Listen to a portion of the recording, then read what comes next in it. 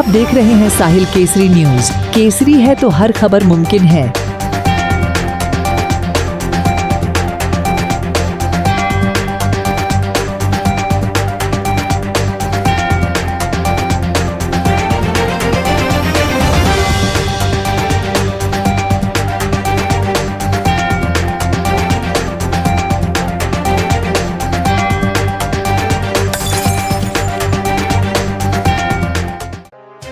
अठारहवें लोकसभा के चुनाव के लिए सेकंड फेज में शुक्रवार 26 अप्रैल को 13 राज्यों और केंद्र शासित प्रदेशों की 88 सीटों पर 61% वोटिंग हुई।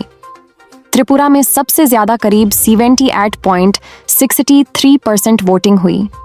महाराष्ट्र, बिहार और उत्तर प्रदेश में सबसे कम 54% के आसपास मतदान हुआ। 2019 के आम चुनावों में इन सीटों पर 70.5% मतदान हुआ था।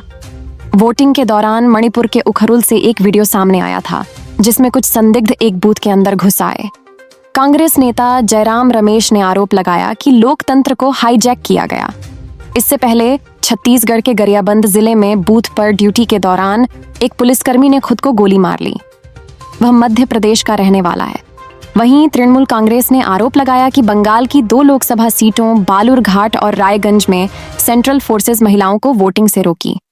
बालूरघाट में बंगाल भाजपा अध्यक्ष सुकांत मजूमदार और तृणमूल वर्कर्स के बीच झड़प भी हुई। सेकंड फेज में लोकसभा अध्यक्ष ओम बिरला, 5 केंद्रीय मंत्री, 2 पूर्व सीएम और 3 फिल्मी सितारे मैदान में हैं।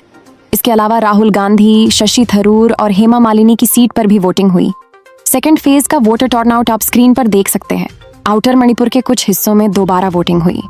चुनाव आयोग ने इस सीट पर 2 फेज में चुनाव की घोषणा की थी। 2019 में सेकंड फेज की सीटों पर सबसे ज्यादा भाजपा को 50 और एनडीए के सहयोगी दलों ने 8 सीटें जीती थीं। कांग्रेस के खाते में 21 सीटें गई थीं, अन्य को 9 सीटें मिली थीं। चुनाव आयोग के मुताबिक दूसरे फेज में 1202 कैंडिडेट्स मैदान में हैं। इनमें 1098 पुरुष और 102 महिला उम्मीदवार हैं। 2 प्रत्याशी थर्ड जेंडर से है। इससे पहले 19 अप्रैल को पहले फेज की 102 सीटों पर वोटिंग हुई थी। अब 7 मई को तीसरे चरण में 95 सीटों पर वोट डाले जाएंगे। 4 जून को नतीजे आएंगे।